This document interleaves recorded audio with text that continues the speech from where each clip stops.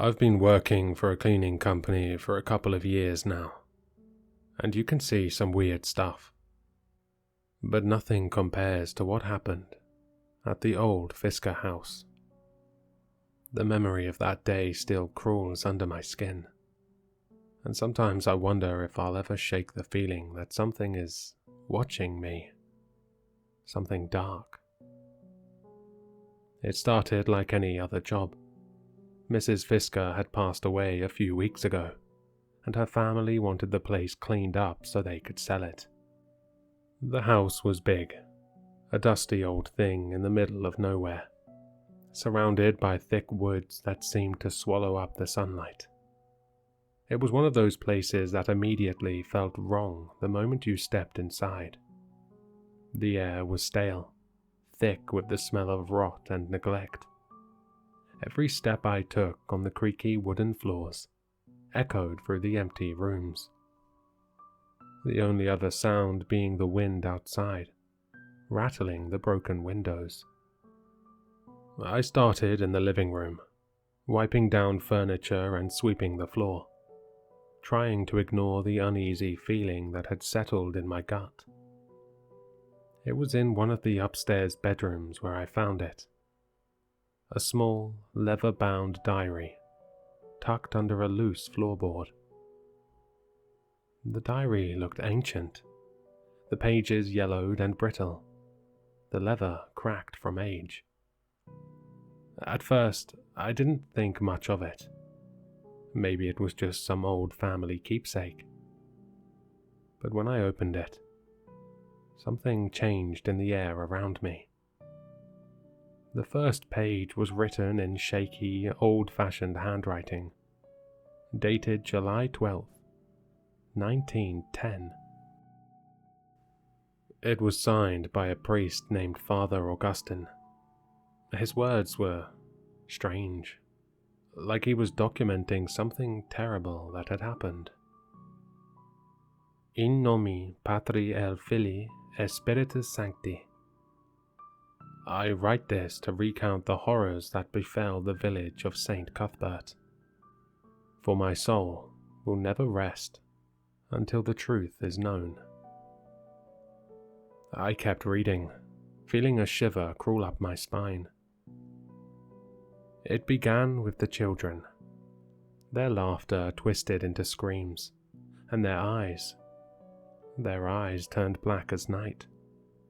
One by one, they fell to the curse, speaking in tongues, writhing like serpents upon the ground.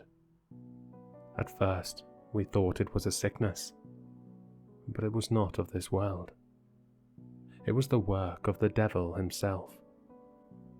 The room felt suddenly colder, and I glanced over my shoulder, half expecting to see someone standing behind me. But the house was empty. I was alone.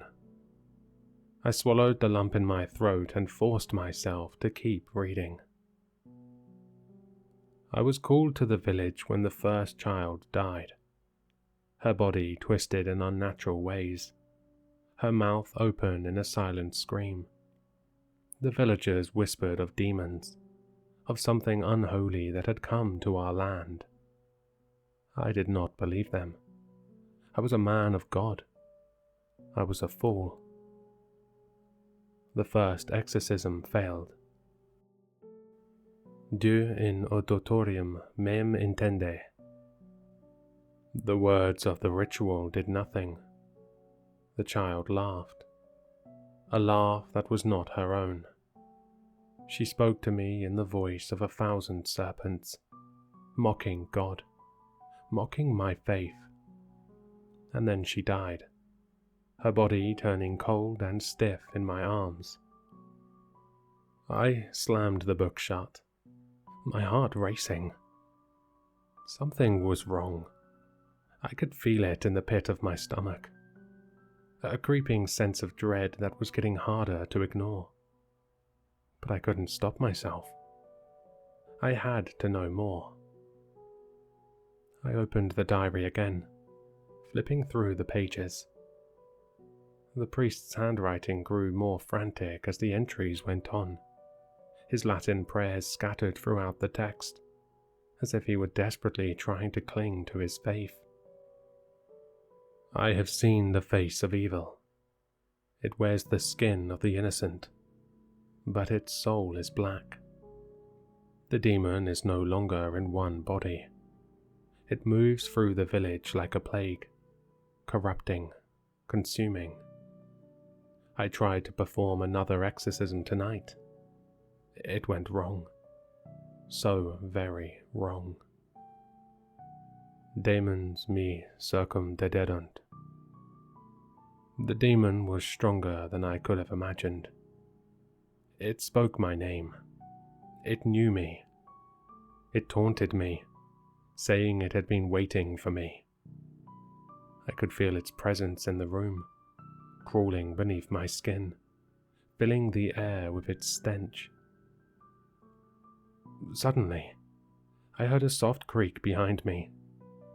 I jumped, the diary slipping from my hands and falling to the floor. I whipped around, my heart in my throat. But the room was still empty. The shadows seemed to shift, though, moving in ways that didn't feel right. It was like something was here with me. I picked up the diary again, my hands shaking. I wanted to stop reading, but something was pulling me in, like the words had a power of their own. I flipped to the last entry. Dated October 31st, 1910. The village is lost. The demon has claimed them all. Men, women, children. It moves through them like a plague, leaving only death and madness in its wake. I hear its voice in my sleep now. It whispers to me, calls to me. I know what I must do. This is no longer a battle of faith. This is survival. I will confront it tonight. Fiat voluntas tua. If these are my last words, let it be known that I fought. Though I fear, I fight in vain. The last line was written in shaky, barely legible script. I hear it now. It is coming for me. As I finished reading, the wind outside picked up, howling against the windows. The house groaned, the floorboards creaking as if something heavy was moving through the halls. My breath came in short, panicked bursts, and every instinct told me to run. But my legs wouldn't move. Then, the whispers started. They were soft at first, like the wind slipping through cracks in the walls. But they grew louder, more insistent. Words I couldn't understand, spoken in a language that made my skin crawl. The same language that Father Augustine had written in. Demons ad te venuant. The room seemed to darken, the shadows stretching across the walls, twisting and writhing like something alive. My heart pounded in my chest, and I backed toward the door, clutching the diary like it was my only lifeline. But then I saw it. In the corner of the room, barely visible in the dim light, a figure stood. It was tall, its skin pale and stretched tight over its bones, its eyes black and empty. It didn't move, but I could feel its gaze on me, cold and malevolent. My breath caught in my throat, and for a moment, I was frozen in place, unable to look away from the thing in the corner. Then it smiled. The smile stretched impossibly wide, splitting its face in half, revealing rows of sharp, blackened teeth. And then it spoke, its voice a low, guttural rasp that seemed to echo inside my head. Fiat voluntas tua. I bolted. I ran faster than I've ever run before, down the stairs, through the darkened halls, out the front door. I didn't stop until I was in my car, slamming the door behind me and fumbling for the keys. The house loomed in the rearview mirror as I sped away, its dark windows staring after me like eyes. I never went back to the Fisker house. I quit my job the next day, moved to a new town, tried to forget everything I'd read in that diary, but I can't shake the feeling that something followed me. The whispers still come at night, creeping into the edges of my dreams, filling my mind with dark, ancient words I don't understand.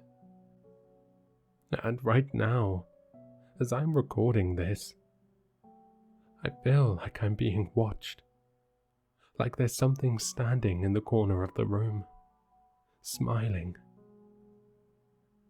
I hear it now. It is coming for me.